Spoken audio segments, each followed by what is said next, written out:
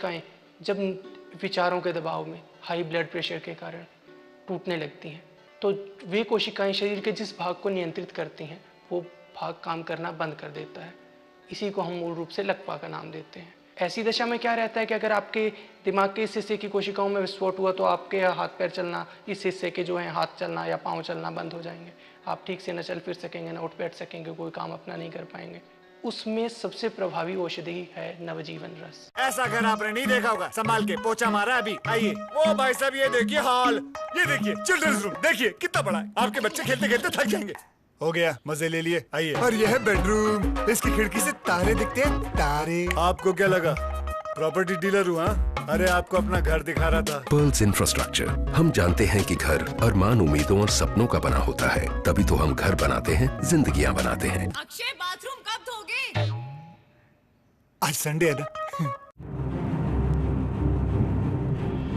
राजनीति के बदलते चेहरे, सत्ता का नया समीकरण, भावनाओं की आंधी से लोकतंत्र में विश्वास ढूंढती जनता, खबरों की असल हकीकत पर जिम्मेदारी की साख,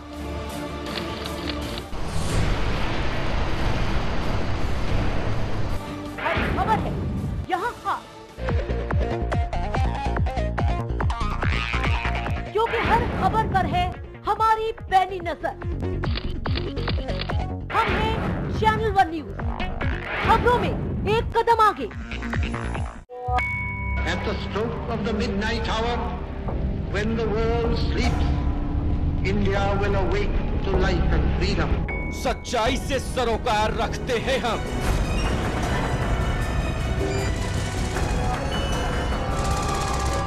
हर खबर को खबर में जिंदा रखते हैं हम।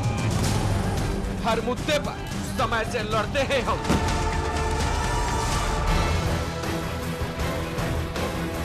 देश की खबर का सच है हम, क्योंकि हम हैं चैनल नंबर 1।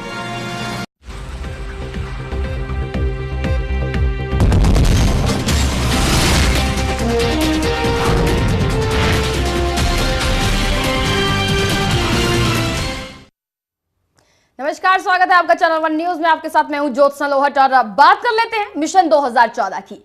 आम चुनावों के लिए जहां एक और सारी पार्टियां राजनीतिक बिसात बिछाना शुरू कर चुकी हैं। भले ही देश में हर 5 साल बाद आम चुनाव होते हैं, लेकिन इस बार का ये आम चुनाव पूरे देश के लिए खासा अहमियत लेकर आया है, क्योंकि इस बार प्रधानमंत्री पद के लिए 2 ऐसे नेता खड़े हैं। अपनी पार्टी और देश में इनकी तूती बोलती है, लेकिन इस बार के आम चुनाव में सबसे दिलचस्प चीज देखने को मिल सकती है। दिल्ली विधानसभा चुनाव के अप्रत्याशित प्रदर्शन करने वाली आम आदमी पार्टी संभव है कि लोकसभा चुनाव में भी अपना भाग्य जरूर आजमाएगी। जी हां, इस बार मैदान में है नरेंद्र मोदी, राहुल गांधी और अरविंद केजरीवाल। जहां एक और बीजेपी के लिए गुजरात में विकास का झंडा गाड़ने वाले पहली बार बने प्रधानमंत्री पद के दावेदार नरेंद्र मोदी लगातार रैलियां कर रहे हैं, तो वहीं विरासत में प्रधानमंत्री पद की दावेदारी के रूप में राहुल गांधी खड़े हैं। जहां सारे कांग्रेसी राहुल को यूथ नेता और गरीबों के मसीहा मान रहे हैं, तो वहीं दिल्ली में बड़े बड़ों का सिंहासन हिला देने के बाद अब अरविंद केजरीवाल की नजर पूरे देश पर है। केजरीवाल भी मिशन 2014 के लिए जुट गए हैं। आम आदमी पार्टी लोकसभा चुनाव लड़ने के लिए कमर कस चुकी है और इसका ऐलान खुद अरविंद केजरीवाल भी कर चुके हैं।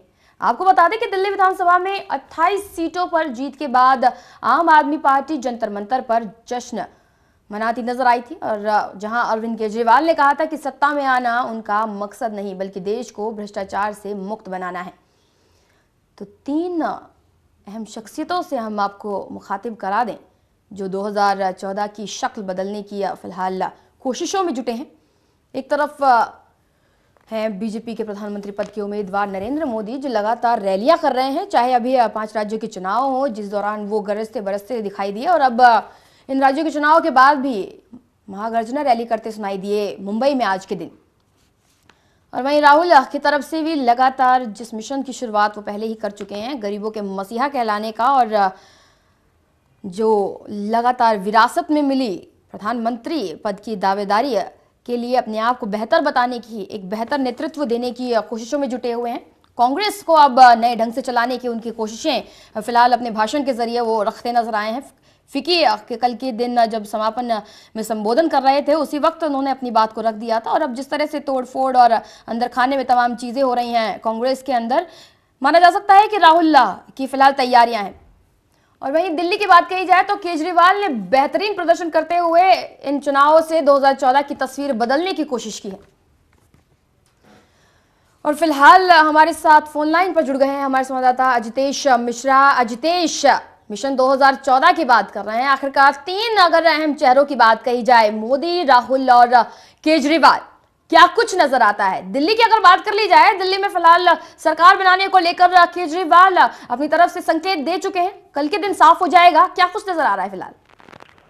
जी बिल्कुल, मैं अगर हम बात करें तो तीनों पक्षों की अगर हम बात करें तो एक करके आपको बताना चाहता हूँ कि अगर हम नरेंद्र मोदी की बात करें तो वो लोकसभा चुनाव की तैयारियों के लिए काफी एक लंबे समय से पहले से वो लग चुके हैं और अब वो उनका बीच का पड़ाव चल रहा है, जहां उन्होंने आज मुंबई में भी रैली की, तमाम तरीके से कांग्रेस को उन्होंने घेरने की कोशिश की। उनका सीधा निशाना राहुल गांधी पर रहा और उन्होंने तमाम तरीके से हम देख रहे हैं कि वो तमाम रैलियों में सीधे लोकसभा चुनाव की को टारगेट करते हुए कांग्रेस को निशाने पर रख रहे हैं। वही अगर हम दूसरी तरफ राहुल गांधी की बात करें तो राहुल गांधी जहां डैमेज कंट्रोल करने में लगे हैं, 4 राज्यों में उनकी करारी कांग्रेस की शिकस्त हुई है, उसको अभी तक वो उस सदमे से जो कांग्रेस है वो भी निकलने की कोशिश कर रही है, तमाम कमियों पर ध्यान दी जा रही है। कल राहुल गांधी ने अपने भाषण में कांग्रेस की तमाम कमियों गिनाए और साथ ही साथ कहा कि हम अपनी जो जिम्मेदारियां जो पीछे नहीं रख सकते, तो वो राहुल गांधी फिलहाल डैमेज कंट्रोल करने की बात कर रहे हैं। और तीसरे पक्ष अगर हम अरविंद केजरीवाल की बात कर रहे हैं तो उस वक्त उनकी सबसे ज्यादा चांदी नजर आती है, क्योंकि दिल्ली विधानसभा चुनाव में उनकी पार्टी ने पहला जो चुनाव लड़ा और उसके बाद भारी वो जीत भी दर्ज की, हालांकि बहुमत तक वो नहीं पहुंच सके, लेकिन अब फिर भी उसके बाद भी वो सरकार बनाने जा रहे हैं। कल उसका ऐलान भी हो सकता है। तमाम तरीके से उन्होंने जनसभाएं की, तमाम जगहों पर लोगों से राय ली और अब कहा जा रहा है कि कल आम आदमी पार्टी सरकार बनाने की घोषणा कर सकती है। तो सीटों पर अरविंद केजरीवाल के लिए फिलहाल चांदी इसीलिए नजर आ रही है क्योंकि वो विधानसभा चुनाव जीत चुके हैं और अब जिस तरीके से पब्लिक जो जनता उन्हें समर्थन दे रही है, उसके बाद उनका कहना है कि अब उनका अगला टारगेट लोकसभा चुनाव है और लोकसभा चुनाव में भी आम आदमी पार्टी अच्छी परफॉर्मेंस करेगी, ऐसा अरविंद केजरीवाल का फिलहाल में कहना है।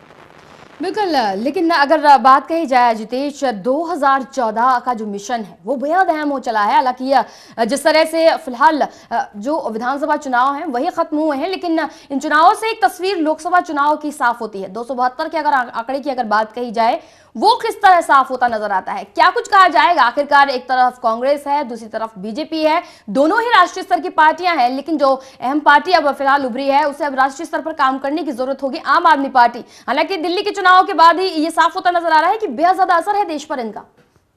जी बिल्कुल, मैं आपको बता दूं कि इस काफी सही बात है कि जिस तरीके से दिल्ली विधानसभा चुनाव में आम आदमी पार्टी ने जो परफॉर्मेंस थी वो अच्छी थी, लेकिन जो 272 का आंकड़ा है वो बहुत बड़ा आंकड़ा होता है और ये खास तौर पर ये कोई विधायक चुनाव नहीं है, ये चुनाव लोकसभा के लिए लड़े जाते हैं। तमाम लोकसभा कैंडिडेट की अगर हम बात करें तो आम आदमी पार्टी को फिलहाल निचले स्तर से शुरुआत करनी पड़ेगी, क्योंकि फिलहाल जो पिछले काफी लंबे समय से जो उनकी तैयारियां चल रही थी, जो प्रोटेस्ट करते थे, जो भाषण देते थे, जो बिजली के खंभे पर चढ़कर लोगों के कनेक्शन काटते, तमाम ऐसी चीज है जिनसे वो जनता को लुभा सकते हैं, वो सिर्फ दिल्ली तक सीमित थी और फिलहाल दिल्ली का ही मामला भी सुलझ नहीं पाया है। कल वो उसका ऐलान करेंगे, उसके बाद वो मामला आगे चलता जाएगा। और कांग्रेस जिस तरीके से कोशिश कर रही है कि अरविंद केजरीवाल और आम आदमी पार्टी को चारों तरफ से घेरने की, जिस तरीके से समर्थन देने की बातें भी कर रही है और तमाम तरीके से उनके खिलाफ भी बोल रही है, तो अगर हम बात लोकसभा चुनाव की आगे जाके करते तो आम आदमी पार्टी को बहुत मुश्किल होगा, क्योंकि वक्त 6 महीने से कम बचा है और अभी 6 महीने उनको दिल्ली सरकार किस तरीके से चलानी, इस पर ध्यान देना होगा। और 272 का आंकड़ा पाने के लिए काफी लंबा समय लगता है, काफी तैयारियां करनी पड़ती है। उसके आम आदमी पार्टी फिलहाल जो है वो शून्य नजर आती है, क्योंकि कुमार विश्वास जो है वो इकलौते अभी ऐसे कैंडिडेट है जो विधानसभा चुनाव नहीं लड़े हैं और जिनके बारे में कहा जा रहा है कि लोकसभा चुनाव में राहुल गांधी के खिलाफ उन्हें चुनाव लड़ाया जाएगा। और कुमार विश्वास की बात करें तो वो फिलहाल दिल्ली में चुनाव लड़े हैं, दिल्ली में जीते हैं और मुख्यमंत्री के तौर पर भी प्रोजेक्ट किए जा रहे हैं और अगर आम आदमी पार्टी दिल्ली में सरकार बनाती है तो वो मुख्यमंत्री भी बनेंगे। ऐसे में दिल्ली का मुख्यमंत्री बनने के बाद जब हम लोकसभा की करें तो अगर अरविंद केजरीवाल की जो उनका जो कार्य क्षेत्र है वो कितना लंबा जाएगा, पूरे भारत देश से उन्होंने सीटें निकालनी पड़ेगी, कहां कहां वो जाएंगे, किस तरीके से लोगों को लुभाएंगे, ये एक बड़ा सवाल है। क्योंकि सिर्फ एक व्यक्ति से ही पार्टी नहीं चलती, क्योंकि तमाम कैंडिडेट उनको पूरे तमाम राज्यों में कैंडिडेट खड़े करने पड़ेंगे, तमाम जो लोकसभा सीट है उनके लिए कैंडिडेट चुनने पड़ेंगे, जोड़ने पड़ेंगे। फिलहाल तो पार्टी सीमित है, दिल्ली तक सीमित थी। सबसे बड़ा सवाल एक खड़ा होता है, तीनों ही पार्टियों का अलग अलग मुद्दा नजर आता है। एक तरफ विकास की बात करते हैं मोदी, तो दूसरी तरफ गरीबी उन्मूलन की बात करते हैं राहुल, और अगर बात कही जाए भ्रष्टाचार की तो उसके उन्मूलन की बात करते हैं केजरीवाल। किसका ज्यादा असर नजर आता है 2014 में, किसका ज्यादा यहाँ पर लोगों पर असर नजर आएगा? जी बिल्कुल, मैं आपको बताऊं, इसका हम एग्जांपल सीधे तौर पर विधानसभा चुनाव से ले सकते हैं। देखिए, दिल्ली विधानसभा चुनाव में हमने देखा किस तरीके से कांग्रेस थी वो जनता के सामने उनके मुद्दे रख रही थी, उनसे कह रही थी कि कांग्रेस ने दिल्ली को मेट्रो दी, कांग्रेस ने दिल्ली को फ्लाईओवर्स दिए। अब वो जो मेट्रो थी उसकी तकनीकियों में और इस विधानसभा चुनाव जीतने के बाद बढ़ोतरी करेगी, फ्लाईओवर है उनके ऊपर डबल फ्लाईओवर बनाएगी, ये कांग्रेस के वादे थे। बीजेपी इन्हीं वादों पर चलती रही, लेकिन आम आदमी पार्टी एक ऐसी पार्टी थी जिसने जनता के आम मुद्दों को छुआ। अरविंद केजरीवाल ने सिर्फ ना मेट्रो की बात की, ना दिल्ली को चाइना जैसा शहर बनाने की बात की, ना उन्होंने अमेरिका बनाने की बात की। अरविंद केजरीवाल ने दिल्ली में सीधे तौर पर आम जनता से कहा कि वो अगर सरकार बनाते हैं तो बिजली जो है वो 50% दामों में बिजली के बिल है वो कम हो जाएंगे, पानी 7 लीटर फ्री मिलेगा। बिल्कुल जाहिर सी बात है जितेश, सिर्फ ब्रिजेस को खाया नहीं जा सकता है, विकास के नाम पर सड़कों के साथ पेट को नहीं भरा जा सकता, लेकिन जो आम जीवन के लिए जरूरी चीजें हैं वो पानी और बिजली और खाना है, और जो महंगाई के मद्देनजर बेहद ज्यादा महंगी हो चली है और इनके बिना काम भी नहीं चल सकता। इन्हीं पर ज्यादा जागरूक रहने की जरूरत थी सरकार को और इन्हीं पर काम करने की जरूरत थी, लेकिन हुआ कुछ और ही। बहुत बहुत शुक्रिया जितेश तमाम बातचीत के लिए, तमाम जानकारी के लिए। 2014 लोकसभा चुनाव से पहले लगातार चुनावी रैलियां कर रहे बीजेपी के PM in waiting Narendra Modi आज देश के आर्थिक राजधानी मुंबई में महागर्जना रैली करते नजर आए, जहां खुद को गरीब परिवार से और चाय वाला कहकर संबोधित करने वाले मोदी ने अपनी रैली में 10,000 चाय वालों को खास मेहमान के रूप में बुलाया और कहा कि बीजेपी ने हजारों चाय वालों को वीआईपी पास बांटे हैं।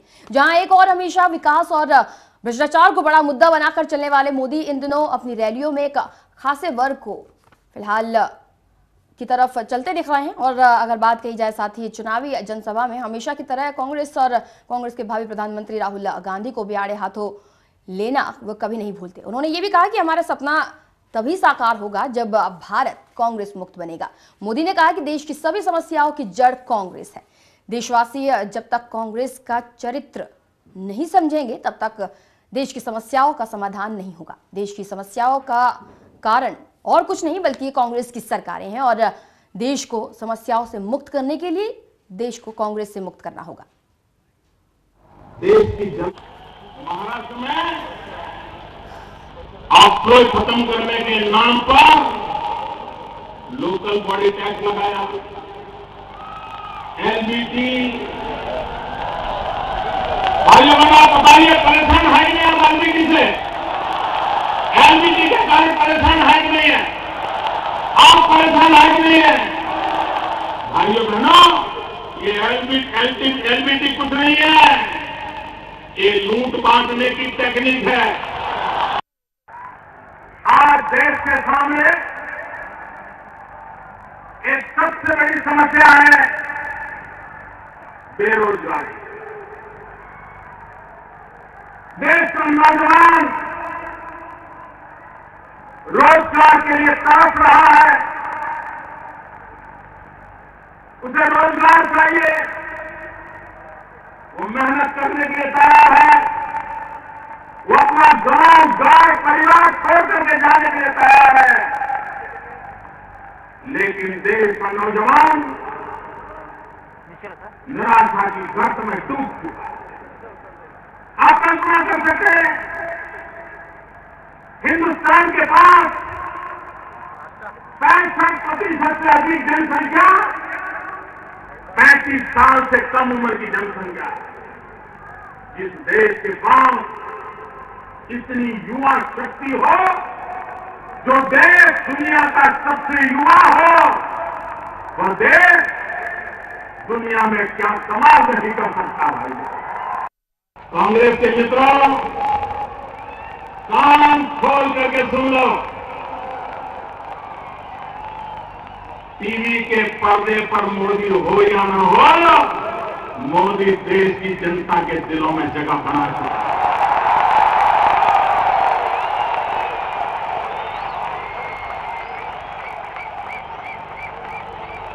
कांग्रेस के मित्रों आप टीवी पर तो ताला लगा सकते हो, देशवासियों के दिल पे ताला नहीं लगा सकते हो।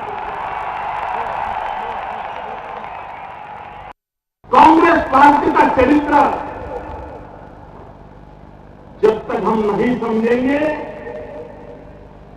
देश की समस्याओं का समाधान नहीं सूझेगा। मित्रों, देश की समस्याओं का कारण देश की जनता नहीं है। हमारी समस्याओं का कारण हमारी भूगोल नहीं है। हमारी समस्याओं का कारण हमारा इतिहास नहीं है। हमारी समस्याओं का कारण प्राकृतिक संपदा नहीं है। हमारी समस्याओं का कारण कांग्रेस शासित सरकारें हैं। तो समस्याओं का समाधान ढूंढने की बात कर रहे हैं और समस्याओं की वजह कांग्रेस को बता रहे हैं। इसी पर फिलहाल ज्यादा जानकारी के साथ हमारे साथ जुड़ गए हैं हमारे संवाददाता प्रदीप। फिलहाल प्रदीप, अगर कहा जाए मोदी का निशाना साधना कांग्रेस पर कोई नई बात नहीं कही जा सकती। राहुल पर निशाना भी पहले भी साधते आए हैं, शहजादे की फ्रेज भी उन्हीं की तरफ से दी गई थी राहुल के लिए। लेकिन अगर फिलहाल की स्थिति को देखा जाए, इस तरह से तमाम मुद्दों को उठाना, विकास की बात कहना और वोट की राजनीति करने का आरोप कांग्रेस के सर लगाना, क्या कुछ कहा जाएगा? प्रदीप, आप तक आवाज पहुंच रही है? फिलहाल जिस तरह से देखने को मिल रहा है, आखिरकार मोदी गरजते बरसते दिखाई दिए इस महागर्जना रैली में। फिलहाल रुकेंगे एक छोटी सी ब्रेक के लिए, ब्रेक के बाद भी हम जारी रहेंगे।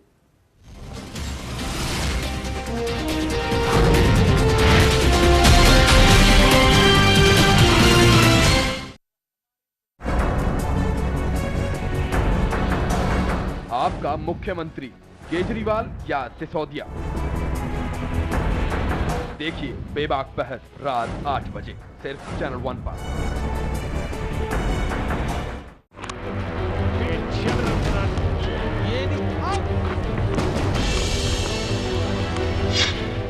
जीत लो जोहानिसबर्ग, देखिए शाम 7:30 बजे सिर्फ चैनल 1 पर।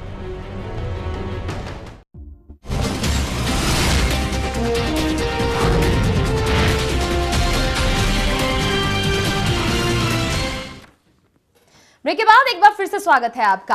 कांग्रेस उपाध्यक्ष राहुल गांधी को अचानक मुजफ्फरनगर दंगा पीड़ितों के कैंपों में पहुंचकर उनके हालचाल लेने का भले ही कोई सियासी लाभ मिला हो या नहीं, उन पर उनके आगमन की खबर पर जोगिया खेड़ा में लोगों ने निकलकर विरोध में जाम लगा दिया और लोगों ने मुस्लिमों को आतंकवादी कहने और जाटों को आरक्षण दिए जाने के विरोध में काले झंडे लहराए।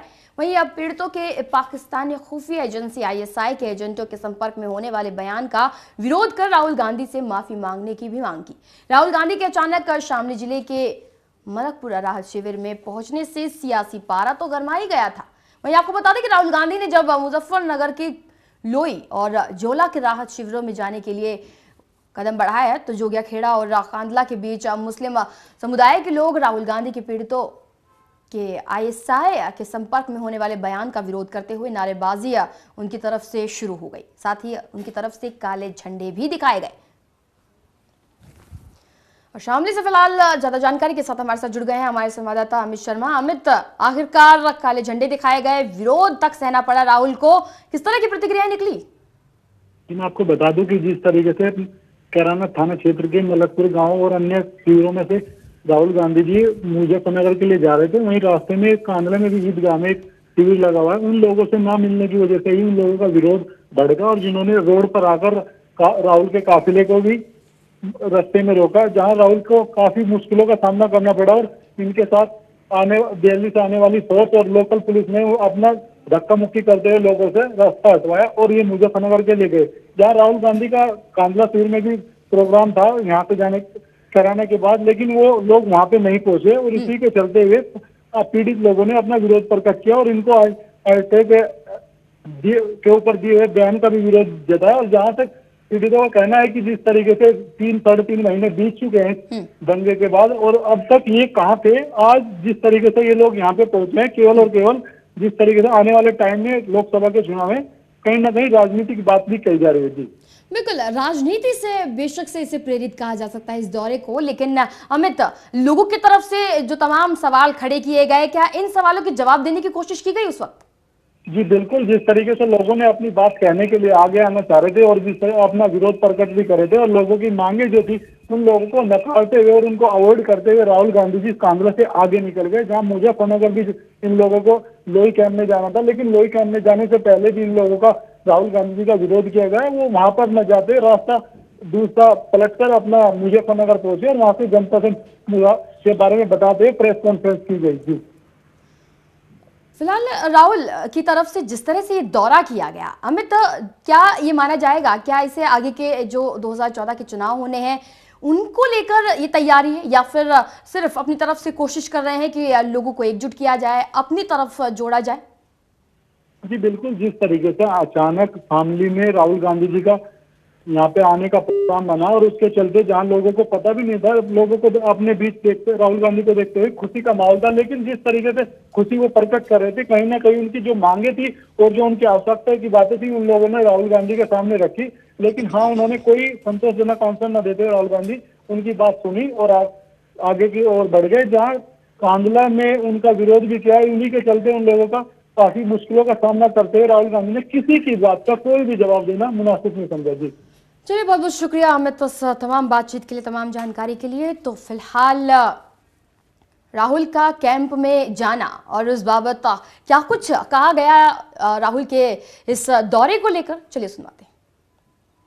राहुल गांधी जी हमारी बातों को सुन रहे थे बड़े गौर से और हमें ऐसा विश्वास लग रहा था जो हम कह रहे हैं उनके दिल और मस्तिष्क में दोनों जगह जा रही है वो बातें, और आने वाले टाइम में हमें कुछ राहुल से उम्मीदें जगी। राशन नहीं मिल रहा सही तरीके से, आज ही कंबलों में निवास नहीं आने के, हमें जमीन भी चाहिए कि खाने के लिए भी चाहिएगा, सब समाधान होगा। उसने कहा कि ठीक है जी, वो उनके मन की बात तो कोई मन में डाल नहीं सकता, वो तो उनकी मर्जी हुई वो करेंगे। और वहीं दिल्ली में सरकार बनाने के मसले पर आम आदमी पार्टी द्वारा कराई जा रही रायशुमारी का आज आखिरी दिन है। अंतिम दिन आपके संयोजक अरविंद केजरीवाल खुद मैदान में उतर चुके हैं और वो अपने विधानसभा क्षेत्र में जनसभाएं करके लोगों की राय ले रहे हैं। आम आदमी पार्टी के अन्य उम्मीदवार भी अपने अपने इलाकों में जनसभाओं को संबोधित कर लोगों की राय ले रहे हैं। वहीं लोगों के जरिए SMS, फोन कॉल और वेबसाइट्स के जरिए लोगों के जरिए सरकार बनाने के पक्ष में और विपक्ष में आई राय की फाइनल काउंटिंग करके कल अपना फैसला सुनाया जाएगा। वहीं आपको बता दें कि आज सुबह आम आदमी पार्टी के सुप्रीमो अरविंद केजरीवाल ने गोल मार्केट इलाके में पहली जनसभा की, जहां पर उन्होंने लोगों से पूछा कि क्या हमें सरकार बनानी चाहिए। ज्यादा लोगों ने समर्थन में हाथ उठाए और इसके बाद वो 3 और जनसभाओं को संबोधित करने और जनता की राय जानने की कोशिश करते नजर आए। वहीं आपको बता दें कि शनिवार की शाम तक 7 लाख से भी ज्यादा लोग SMS, फोन कॉल्स और वेबसाइट्स के जरिए पार्टी को अपनी राय दे चुके थे। सूत्रों के मुताबिक 70% से भी ज्यादा लोगों के वोट सरकार बनाने के पक्ष में ही आए हैं। अभी तक हमारे देश में ऐसे होता था कि चुनाव होते थे और चुनाव के बाद जनता को कह देते थे भाई तुमने वोट डाल दिया, अब घर का हो, बस हो गया जनतंत्र। उसके बाद ये नेता बंद कमरे में बैठा करते थे, बड़े बड़े बक्से नोट के भर के आदान प्रदान करते थे और उसके बाद सरकार बना लिया करते थे। आज पहली बार ऐसा हो रहा है कि चुनाव के बाद जनता से पूछा जा रहा है, बंद कमरे के अंदर निर्णय नहीं हो रहे, जनता से पूछा जा रहा है कि सरकार बनाए कि ना बनाए। तो बंद कमरे में निर्णय नहीं लिए जा रहे, बल्कि जनता के बीच में बैठकर जनता से पूछकर जनता की राय जानकर ही निर्णय लिए जा रहे हैं। सरकार बनानी चाहिए नहीं बनानी चाहिए, ये राय शुमारी लगातार की जा रही है और आज आखिरी दिन है और शाम तक जो तमाम चीजों को जानने की कोशिश थी उसमें सिर्फ एक ही चीज निकलकर सामने आई कि सरकार बनानी चाहिए केजरीवाल को। और फिलहाल हमारे साथ जुड़ गई हमारे संवाददाता प्रीत किरण। प्रीत, फिलहाल अगर देखा जाए तो जिस तरह से संबोधन देखने को मिला केजरीवाल का, लोगों के सामने अपनी बात रखी, सरकार बनाने तक की बात कही गई, आखिरकार कितना ज्यादा सकारात्मक और नकारात्मक प्रतिक्रियाओं का दौर रहा? देखिए, केजरीवाल से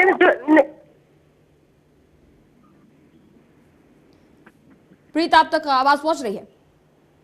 जी, मुझे आवाज मिली है। मैं ये कहना चाह रही हूँ कि केजरीवाल ने जो आम जनता को संबोधित करते हुए कहा कि जो हम सरकार बनाएंगे, एक तरीके से केजरीवाल पूरी तरीके से सकारात्मक रहे और उन्होंने यही कहा कि जनता ने हमें पूरी तरीके से सपोर्ट किया है, जनता ने जो हमें वोट दिया है वो सरकार बनाने के पक्ष में वो जनता नजर आ रही है। जनता का यही आह्वान है कि आम आदमी पार्टी जो है सरकार बनाए और कांग्रेस जो बाहर समर्थन कर रही है उसके सहयोग से सरकार बनाए और जनता को जो भी वादे किए केजरीवाल ने, अब वो वक्त आ गया कि वो उन वादों को पूरा करे।